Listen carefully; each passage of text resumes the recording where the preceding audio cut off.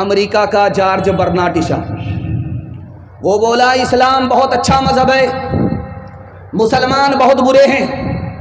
लोगों ने कहा क्या मतलब हुआ? एक तरफ तुम तारीफ करते हो, दूसरी तरफ तुम मुसलमान को बुरा कहते हो, मामला क्या है? उसने समझाया इस्लाम सबसे अच्छा मज़हब है, मुसलमान सबसे बुरे हैं। इस्लाम सबसे अच्छा मज़हब है, मुसलमान सबसे बुरे हैं। कुरान जैसी किताब मुसलमान को मिली, लेकिन कुरान से दूर, कुरान पर अमल मुसलमान का नहीं, इसलिए इस्लाम सबसे अच्छा मज़हब है, मुसलमान सबसे बुरी कौम है।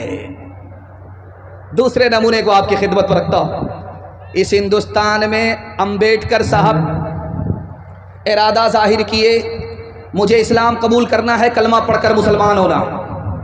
लखनऊ से मौलाना अली मियां नदवी रहमतुल्लाह अलैह आ गए, कहा कि हुजूर कलमा दोनों हाथ से पेश करता हूँ, आप कलमा पढ़कर मुसलमान हो जाइए।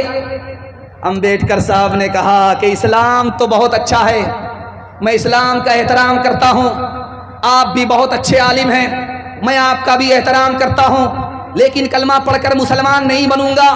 अब पैर के नीचे से ज़मीन निकल गई।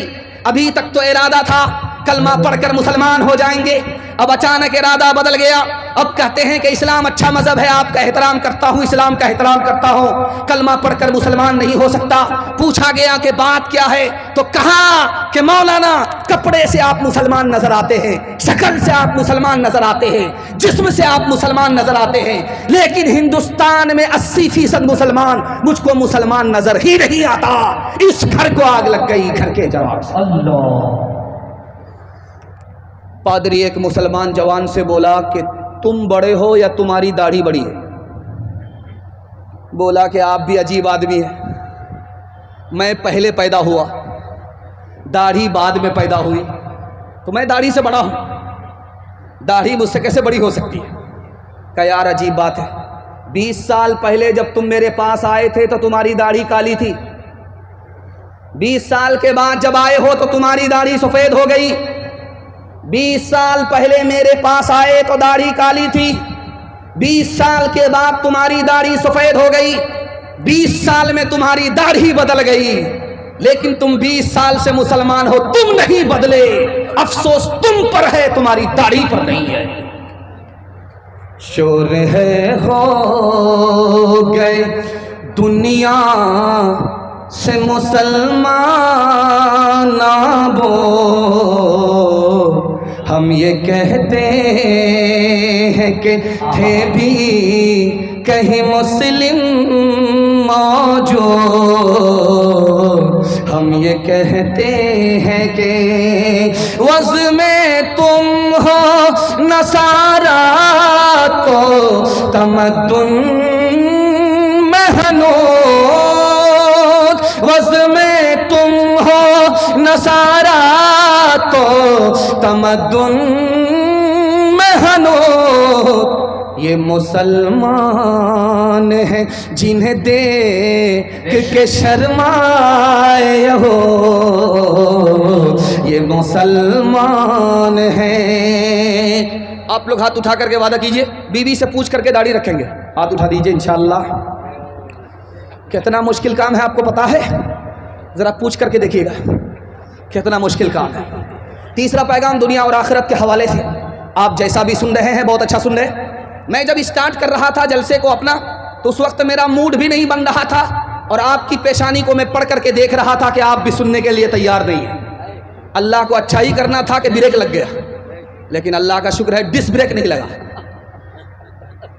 तीसरा पैगाम दुनिया और आखिरत के हवाले से आपकी खिदमत में रखता हूं।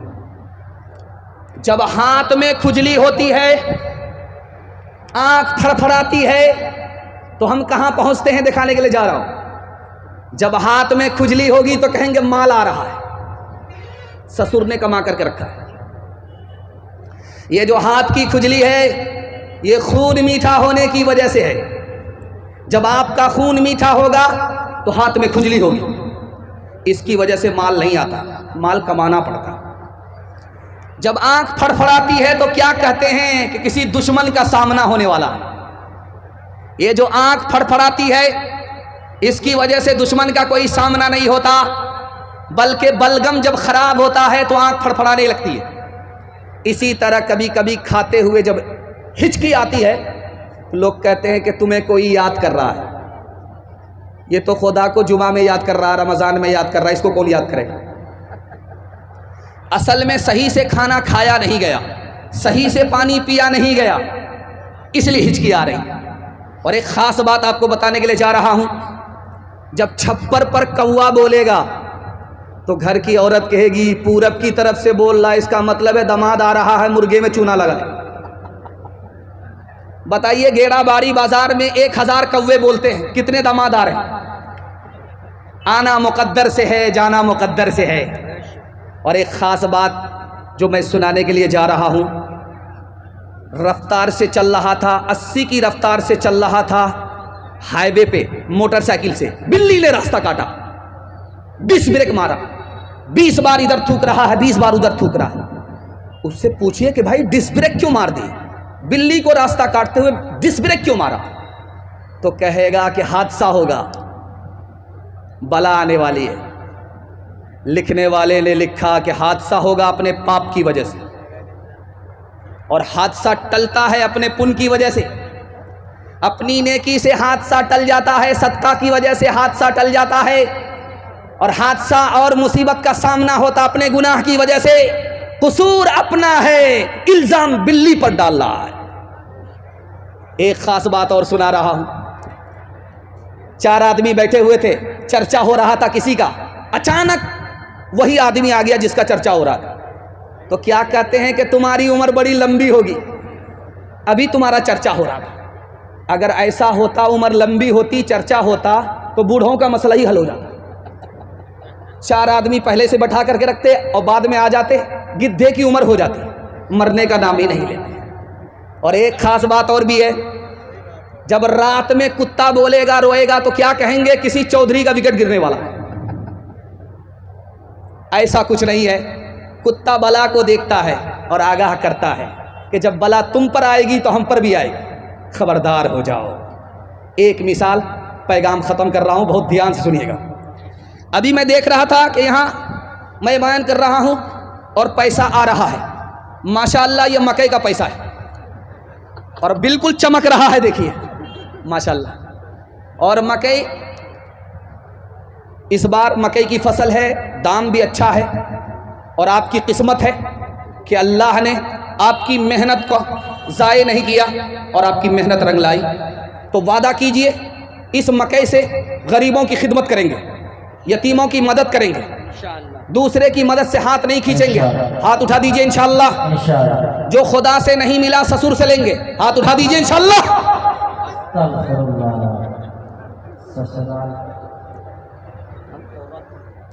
एक कंजर था, कंजूस था, बखील था, एक फूटी कौड़ी किसी को देता नहीं था। जब मरने लगा तो लोगों ने कहा, अरे जीते जी तो 1 पैसा किसी को नहीं दिया, अब मर रहे हो, कम से कम सदका खैरात तो कर दो। तो कहता है, दे तो रहा हूं, जान तो दे रहा हूं, अब क्या दूंगा, बहुत कुछ दे दिया। क्या मिला सैयाद मेरे आशियाँ को तोड़ के, किस कदर मेहनत से रखा था यतीम के जोड़ के। 4 दिन भी चैन से करने न दी सरे चमन, कह दिया सैयाद ने बस चल दो गुलशन छोड़ के। का भागा कछो घिर न रहाई, देखत नैन चला जग जाई। 1 लख पोत 1.25 लख नाती, तारावन घर दिया न बाती। लंका सी कोठी समुद्र सिखाई, तारावन की खबर ना पाई, कहत कबीरा अंत की बारी, हाथ झाड़ जैसे चले जुआरी। कहत कबीरा अंत की बारी, हाथ झाड़ जैसे चले जुआरी। तेजी के साथ निकल गया, 1/3 पैगाम मेरे हिस्से का निकल चुका। बड़ी तबीयत के साथ आपने सुना। मैं आपके जवान बेटों के वास्ते दुआ करता हूँ, अल्लाह दीन दुनिया चकोनी तरक्की से मालामाल फरमाए। चौथा पैगाम, इतनी दूर मुझे सफ़र के लिए जाना है, आपकी दुआओं के सदके में आफत और बलाओं से हिफाजत होगी। इतनी दूर का मेरा सफ़र है, अगर मुझे टाइम नहीं मिलता, पप्पू यादव जी की तरह अगर मुझे टाइम मिलता तो मैं आपको 3 मिनट में एक पैगाम सुना करके जाता जो अभी मैं सुना रहा हूँ। इसमें मेरा कम, आपका ज़्यादा फ़ायदा है। और मैं मसनदे रसूल पर बैठ करके गारंटी आपको देता हूँ, अगर आपने इस पर अमल कर लिया तो आपके हाथ में भी पैसा होगा, जेब में भी पैसा होगा, घर में भी पैसा होगा, ज़रूरत ख़त्म हो जाएगी, पैसा ख़त्म नहीं होगा इंशाअल्लाह। ये 2025 चल रहा है, तजर्बा कर लीजिए। अगर तजर्बा झूठ हो जाए तो मेरा गिरेबान पकड़ सकते हैं आप। इतनी पक्की बात कर रहा हूं, आपके हाथ में भी पैसा, जेब में भी पैसा, घर में भी पैसा, ज़रूरत ख़त्म हो जाएगी, पैसा ख़त्म नहीं होगा। इसकी गारंटी मसनदे रसूल पर दे रहा हूं। लेकिन इसके लिए आपको 2 काम करने हैं। इसको डायरी पर नहीं, दिल की डायरी पर नोट कीजिए। पहला काम, हलाल कमाइए। अगर हराम कमाते हैं तो मैं गारंटी वापस ले रहा हूं। और दूसरा काम, हिसाब से खर्च करना है। थोड़ा पैसा है, थोड़ा खर्च कीजिए। जेब को देखना है, दूसरे को देखना नहीं है। दूसरे को दिखाकर, देख करके पैसे को उड़ाना नहीं है, बहाना नहीं है। 1 साल हलाल कमा करके दिखाइए, 1 साल हिसाब से खर्च करके दिखाइए। मसनदे रसूल पर गारंटी देता हूं, हाथ में भी पैसा, जेब में भी पैसा, घर में भी पैसा, जरूरत खत्म हो जाएगी, पैसा खत्म नहीं होगा। आप जब लुकमा उठाते हैं थाली से, कितना छोटा होता है, देख लीजिए, ये साइज है। और जब हलक के नीचे उतरता है तो साइज और छोटा हो जाता है। एक लुकमा उठाया आपने, भूख नहीं मिटी, फिर दूसरे लुकमे को आपने उठाया, उसका साइज देखिए कितना छोटा है। फिर उसके बाद हलक के नीचे उतारा और छोटा हो गया, इतना छोटा साइज है। 2 ही लुकमा सिर्फ हराम है, कितना छोटा। लेकिन जानते हैं इसकी नहुसत, 40 दिनों तक आपकी कोई नेकी कबूल नहीं होगी, सर के ऊपर, आसमान के ऊपर नहीं जाएगी। अल्लाह। जब 2 लुकमे का ये हाल है तो ये गोदाम भरने का, पेट भरने का कितना बड़ा नुकसान होगा। हराम से पेट नहीं भरना है। बंधन लोन हमारी बीवी उठाएगी, LIC की किस्त हम जमा करेंगे, हाथ उठा दीजिए, बिल्कुल सही जा रहा है। रांची जाने के लिए तैयार हो जाइए हमारे साथ। हम हाफ हैं और हाफ के साथ एक फुल होना चाहिए। ये देखिए, ये दौर है रुपया का, अभी पैसा का दौर नहीं है। अभी 150 साल पहले पैसा का दौर चलता था, अब ये रुपया का दौर है। 2 पैसा आपने किसी का मार लिया, सिर्फ 2 पैसा, 200 भी नहीं, 100 भी नहीं, सिर्फ 2 रुपए, 2 रुपया भी नहीं, 2 पैसा आपने अगर किसी का मारा, आखिरत में 700 मकबूल नमाजें आपके नामे अमाल से छीन ली जाएंगी। जब 2 पैसे का ये हाल है, जब 2 पैसे का ये हाल है तो 2000 का क्या हाल होगा, 200 का क्या क्या हाल होगा। एक कटिहार रेलवे स्टेशन में जेब काटता था और वहां से पैसा लूट करके अपने गुरु को ला करके देता था। लूट करके लाता था, कूट करके खाता था। रोज 2000 रुपये, रोज 2 लाख रुपए लूट करके लाया, कूट करके खाया। एक दिन सिर्फ 2 रुपए ला करके अपने गुरु को दिया। गुरु ने सर पर हाथ रख करके पूछा, अरे आज इतना कम, सिर्फ 2 रुपए। उसने कहा कि गुरु बहुत मोटा माल हाथ आया था, वापिस कर दिया। अरे तेरा दिमाग खराब हो गया है, लाते लूट करके खाते, बैठ करके खाते, लूट करके लाते, वापिस क्यों कर दिया। आपके दिल तक इस मिसाल को पहुंचा रहा हूं। उसने कहा कि जिसकी जेब काटी थी वो अंग्रेज था, बहुत मोटा माल हाथ आया था। इतना पैसा था कि 17 नस्ल अगर बैठ करके खाती तब भी नहीं घटता, इतना मोटा माल था। लेकिन वापिस कर दिया, वापिस कर दिया। पूछा क्यों? कहा अंग्रेज का पैसा हाथ मारा, जब लेकर के चला ख्याल आया अगर वापिस नहीं किया क़यामत में पहुंचा। अंग्रेज हजरत ईसा का उम्मती है, मैं मोहम्मद सल्लल्लाहु अलैहि वसल्लम का उम्मती हूं। अगर मैंने ये पैसा लूट लिया, वापिस नहीं किया, तो हजरत ईसा शिकायत करेंगे हमारे नबी से कि तुम्हारे उम्मती ने मेरे उम्मती की जेब काट लिया, मेरे नबी का सर झुक जाएगा। मैं अपने नबी के सर को झुकाना नहीं चाहता था, इसलिए दुनिया की दौलत पर लात मार दी, वापिस कर दिया, घर लेकर के नहीं आए।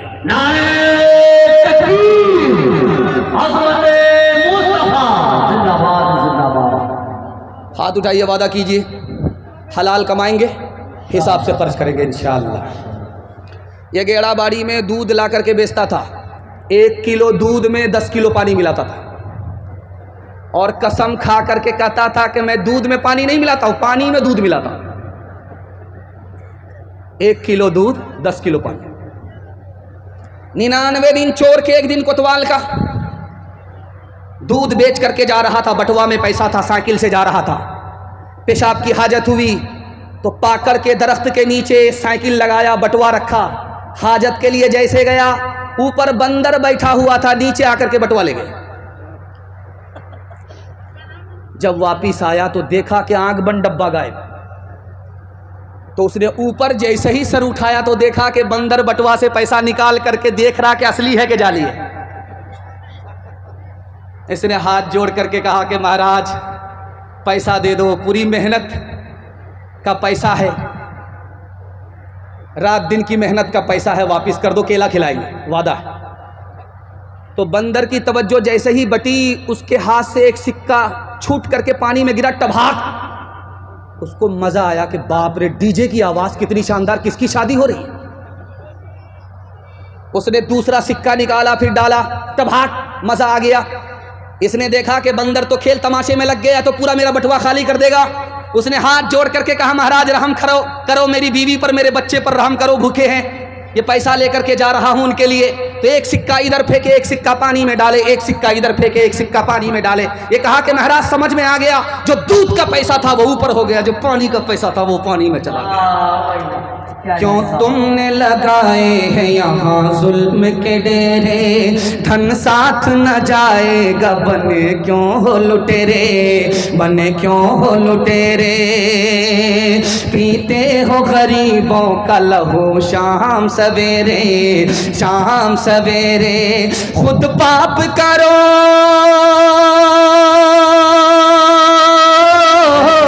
खुद पाप करो, नाम हो शैतान का बदनाम। इंसान बनो, कर लो भलाई का कोई काम, दुनिया से चले जाओगे, रह जाएगा बस नाम। लाखों यहाँ शापुनी दिखाते हुए आए, दम भर के लिए नाच गए धूप में साए, धूप में साए। वो भूल गए थे कि ये दुनिया है सराय, दुनिया है सराय। आता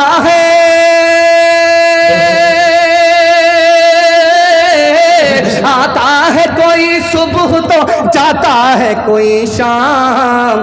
तो इंसान बनो, कर लो भलाई का कोई काम, दुनिया से चले जाओगे, रह जाएगा बस नाम। हाथ उठाइए, वादा कीजिए हलाल कमाएंगे, हिसाब से खर्च करेंगे इंशाअल्लाह। अमीरों को लूटेंगे, गरीबों में बांटेंगे। हाथ उठा दीजिए इंशाअल्लाह। कन्या के भी मामू, दूल्हा के भी मामू, हर तरफ से हाथ उठ रहा है। अब बताइए इन लोगों को फांसी पर चढ़ाना चाहिए कि नहीं?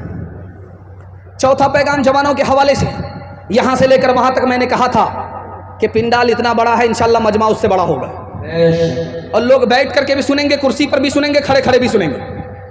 कुर्बान जाइए, कुर्सी पर बैठे लोग वो तो और सुकून से सुन रहे हैं, बैठने वाले सुकून से सुन रहे हैं, जो खड़े हैं और ज़्यादा सुकून से सुन रहे हैं।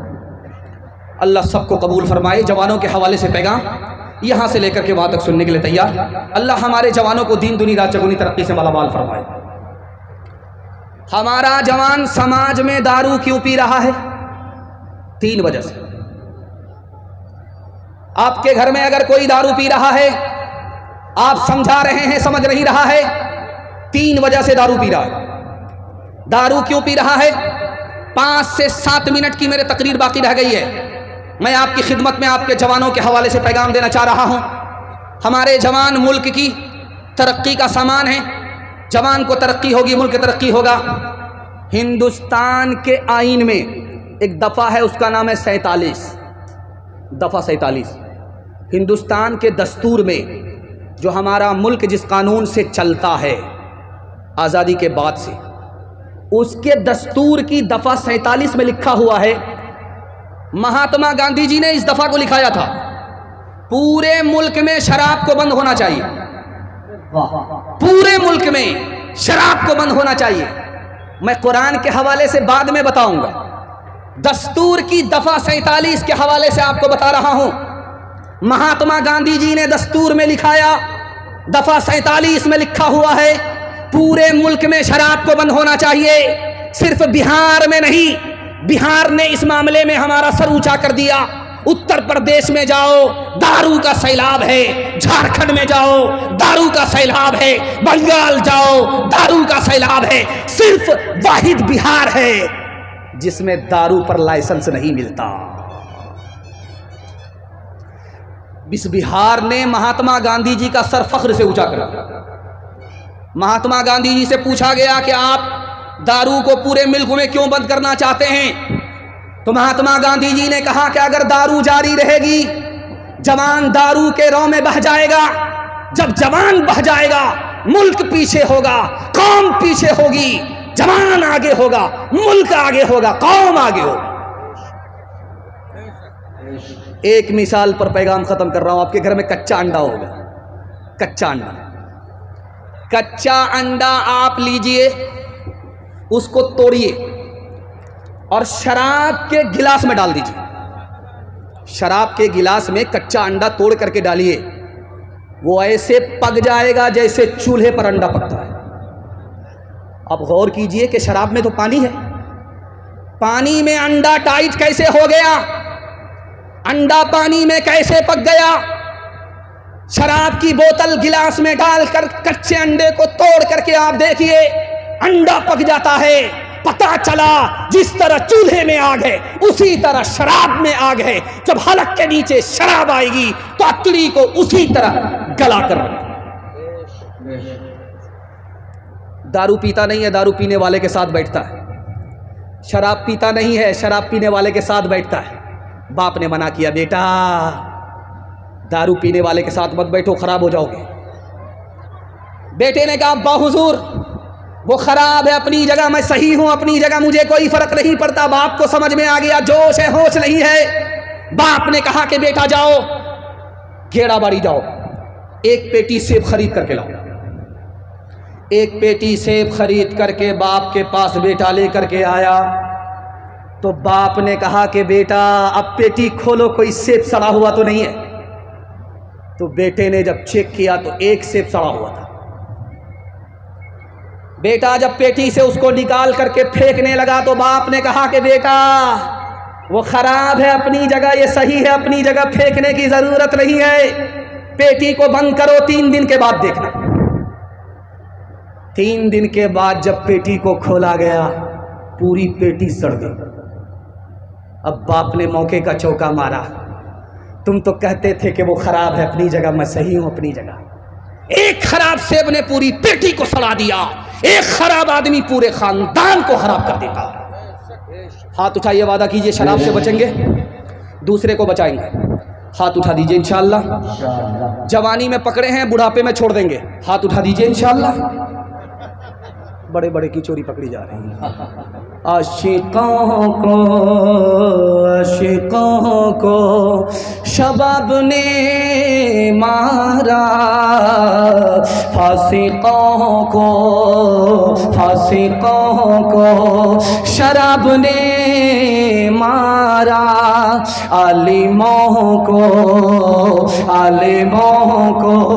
किताब ने मारा, मुंशियों को हिसाब ने मारा। हम जो अब तक बचे रहे उनसे, हम जो अब तक बचे रहे इनसे, हमको रोटी कबाब ने मारा, हमको रोटी। आखिरी पैगाम हिंदू मुसलमान भाईचारा के हवाले से। कितना खूबसूरत स्टेज है, आप देख लीजिए। इस स्टेज पर कितनी दूर से हमारे मेहमान खुसूसी और कितने सुकून से सन्नाटे में और कितनी इत्मीनानी अपने वक्त, कितनी इज्जत के साथ, अजमत के साथ हम लोगों को इज्जत दे रहे हैं, हम लोगों को इज्जत दे रहे हैं। इज्जत देने के लिए दिल्ली से इतनी दूर से आए बूढ़े आदमी, कमज़ोर आदमी, लेकिन हमारे हौसले ने इनको जवान कर दिया। मैं दुआ करता हूँ अल्लाह इनको अमन में रखे, चैन में रखे, सुकून में रखे।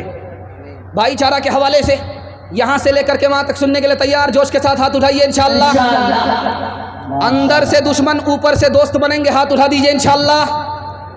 दिल मिले या ना मिले हाथ मिलाएंगे इंशाअल्लाह। माशाअल्लाह माशाअल्लाह माशाअल्लाह। पूरा ध्यान मकई पर है, थ्रेसर पर है। यहाँ जलसा में कम है, थ्रेसर पर सीधा दिमाग चला गया है। खैर, बड़ा खूबसूरत पैगाम तेजी के साथ निकल रहा है। कैंची देख रहे हैं, कैंची से कपड़ा काटा जाता है। एक आदमी ख्वाजा निज़ामुद्दीन औलिया अल्लाह रहमतुल्लाह अलैह की खिदमत में कैंची लेकर के आया। कैंची कहा, हुजूर ये मेरा गिफ्ट है, मेरा तोहफा है, कबूल कर लीजिए, कैंची है। कहा अस्तगफिरुल्लाह, मुझको कैंची कबूल नहीं है। सुई दे दो, सुई जिससे कपड़ा सिला जाता है, सुई दे दो। कैंची कबूल नहीं करूंगा, कैंची वापिस ले जाओ। कैंची का काम काटना है, सुई का काम जोड़ना है। कैंची का काम तोड़ना है, सुई का काम जोड़ना है।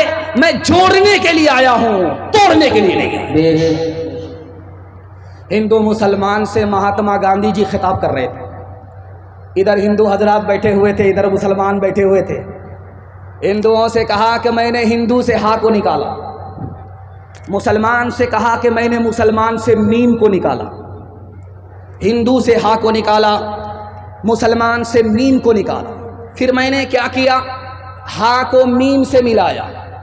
जब हिंदू के हा को मुसलमान के मीम से मिलाया तो हम हो गया कि हिंदू मुसलमान हम दोनों के दोनों हिंदुस्तानी हैं। ये मुल्क दोनों का है, हमारा वतन एक है, हम हिंदुस्तानी हैं। हिंदू अपनी जगह, मुसलमान अपनी जगह। हिंदू से हा को निकाला, मुसलमान से मीम को निकाला, हा को मीम से मिलाया, हम हो गए, हम दोनों के दोनों इस हिंदुस्तान में हिंदुस्तानी हैं। संत कबीर नगर उत्तर प्रदेश में है। संत कबीर नगर उत्तर प्रदेश में है। संत कबीर नगर जिला है, उत्तर प्रदेश में है। ये जिला संत कबीर दास सूफी संत के नाम से जिला है। ये कबीर दास हिंदू मुसलमान को खिताब कर रहे थे।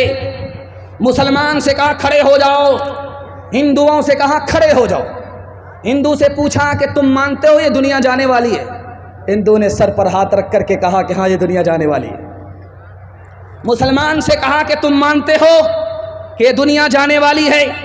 मुसलमान ने सीने पर हाथ रख करके कहा कुल्लु मन अलैहा फान, ये दुनिया फना होने वाली है। अब कबीर दास ने हिंदू मुसलमान से कहा याद रखो, जब हिंदू मानता है ये दुनिया जाने वाली है, मुसलमान मानता है ये दुनिया जाने वाली है, तो जो चीज जाने वाली होती उस पर कोई झगड़ा नहीं करता।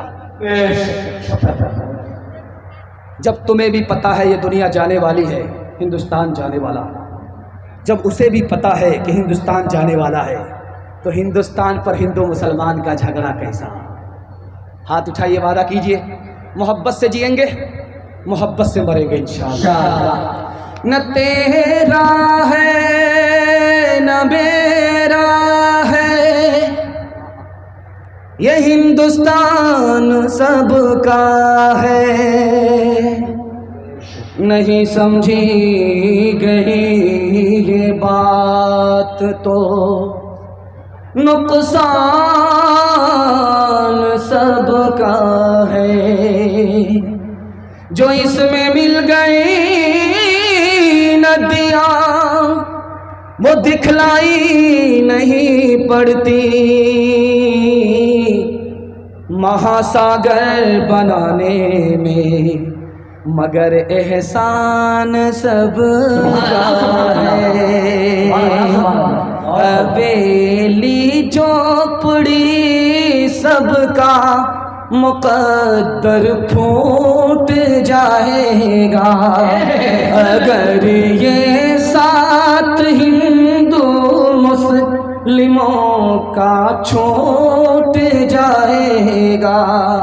दुआ कीजिए कि हम में प्यार के रिश्ते रहे कायम, ये रिश्ते टूट जाएंगे तो भारत टूट जाएगा।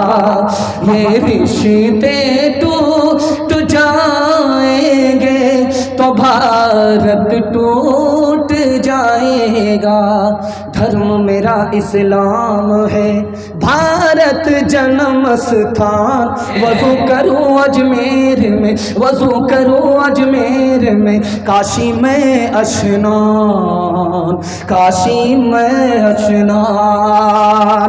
मुसलमान हूँ जात का, हूँ भारत की धूल। आँखें मेरी राम है, आँखें मेरी राम है, हृदय मेरा रसूल, हृदय मेरा रसूल। भाव सभाव के पाठ में अक्षर अनमोल, नबी मेरा इतिहास है, कृष्ण मेरा भूगोल, कृष्ण मेरा भूगोल। 3 वादे पर खड़े हो जाइए, जिंदगी भर के लिए जलसा कामयाब हो जाएगा। हाथ उठाइए, वादा कीजिए अल्लाह की इबादत करेंगे इंशाअल्लाह। हाथ उठाइए, वादा कीजिए रसूलुल्लाह की इताअत करेंगे इंशाअल्लाह। हाथ उठाइए, वादा कीजिए मखलूक की खिदमत करेंगे इंशाअल्लाह। सास ससुर को किबला और काबा कहेंगे, माँ बाप को माँ बाप कहेंगे। हाथ उठा दीजिए इंशाअल्लाह। बहन से ज़्यादा साली पर मेहरबान होंगे। हाथ उठाइए इंशाअल्लाह। न किताबों से नवाज़ों से नज़र से पैदा, दीन होता है बुजुर्गों की नज़र से पैदा।